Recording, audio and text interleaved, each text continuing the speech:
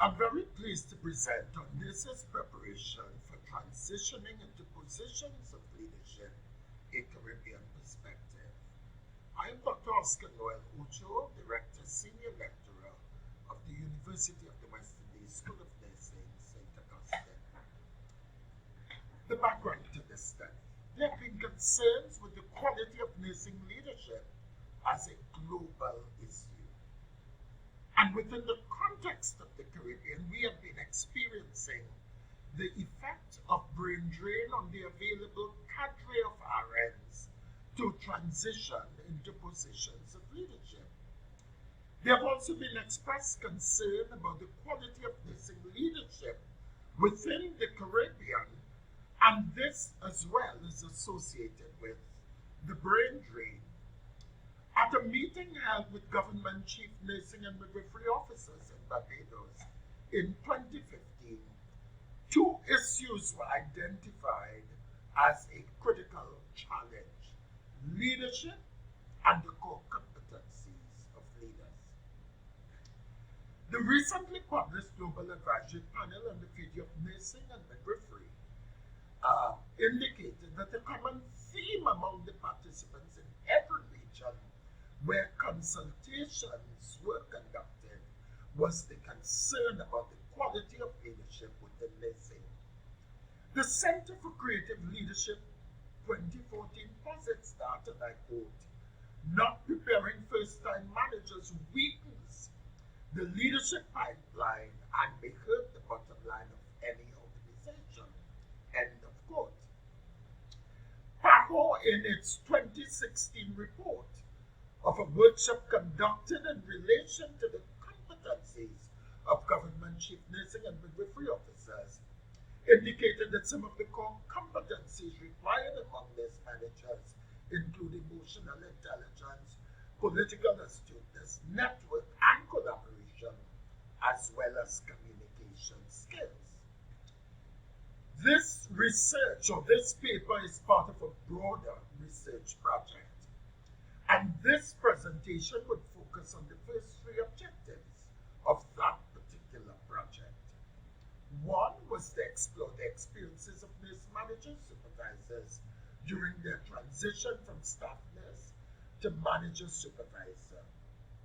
The second was to identify current strategies utilized to support the transitioning of nurses into positions of leadership in the Caribbean, and to identify gaps and challenges experienced by staff nurses during their transition to positions of leadership.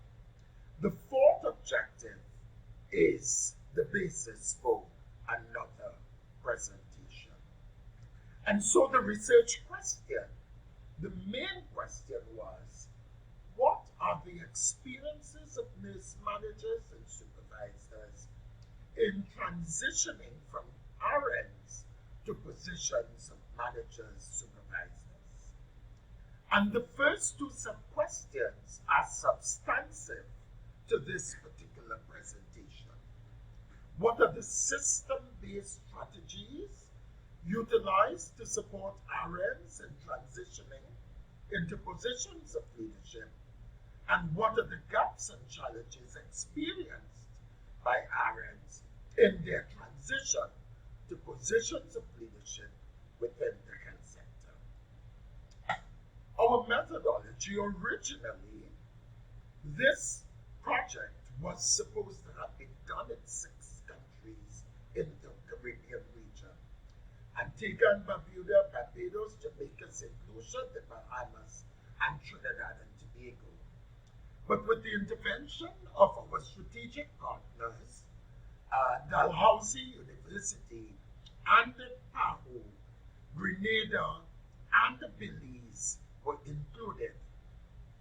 However, we only received ethical approval for 4 of the 8 countries, and the data then were collected from Belize, Grenada, St. Vincent and the Grenadines, and Trinidad and Tobago. Based on our estimates, when we looked at the 8 countries that we were interested in, we estimated about nurses would have been promoted. And therefore, based on our calculations, we came up with 301 nurses who would have been our estimated sample. However, with only 4 countries being involved, the total number of nurses who were promoted within that period of time was 201, and we used the entire population as our sample. Data collection was facilitated through the use of a questionnaire comprising 30 close-ended, open-ended, and Likert scale items, and this instrument was developed by the research team. Data analysis, our quantitative data were analyzed using SPSS version 25. Ethical considerations, we received ethical approval from the University of the West Indies Ethics Committee, as well as all ethics committees from the various countries. What were our findings?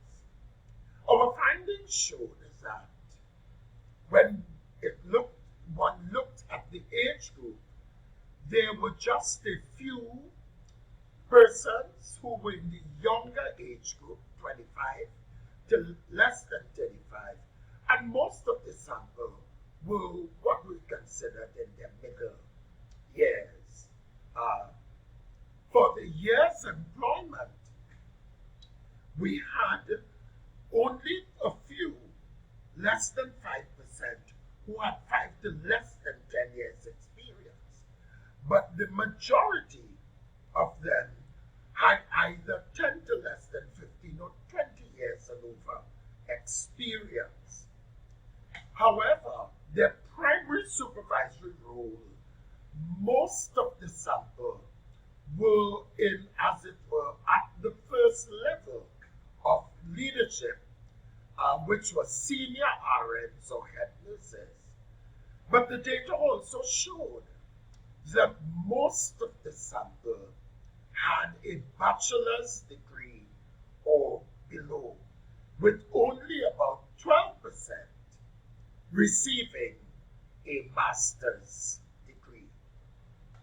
When one looked at the gross tabulation between their position and levels of education and years of experience, it was noted that among the head nurses and senior RNs, most of them just had an associate degree, okay, followed by a bachelor's and then a diploma.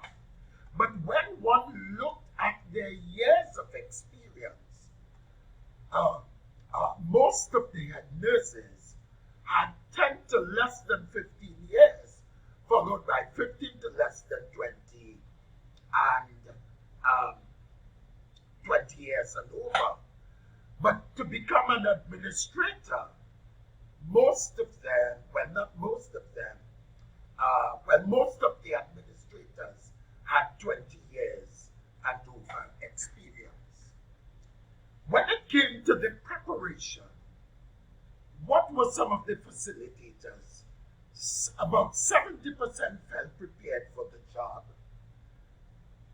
63% felt prepared by their training. 69% by opportunities for acting in a higher position. 76% having supportive supervisors, and 67% having cooperative and supportive staff. But when we further did some correlations, we recognized that there were some weak but significant correlations about feeling prepared and age, training for the position, acting opportunities, having a preceptorship mentorship program, having a role model previously, having supportive supervisors, and having a mentor preceptor. But notwithstanding the levels of preparation, there were some challenges. 61% felt that there was inadequate and unavailable resources, about 70% felt that there was an absence of a human resource succession plan. 63% felt that promotion was inconsistent with a human resource succession plan. But it's quite interesting that although a large number had just a bachelor's degree, there was a view that qualifications and not experience should be used as a criterion for promotion. So in looking at some of the relationships that we would have seen in the correlations, we further tested to see the strength of those relationships using chi-square tests.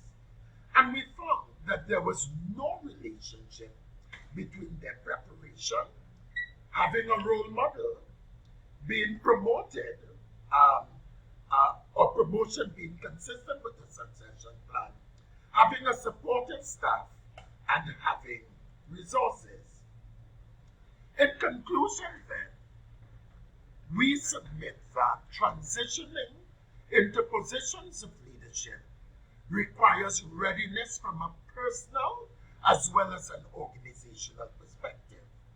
And for sustained leadership, there needs to be the provision of an institutional structure for leadership transition, which is a shift from this being solely a personal decision.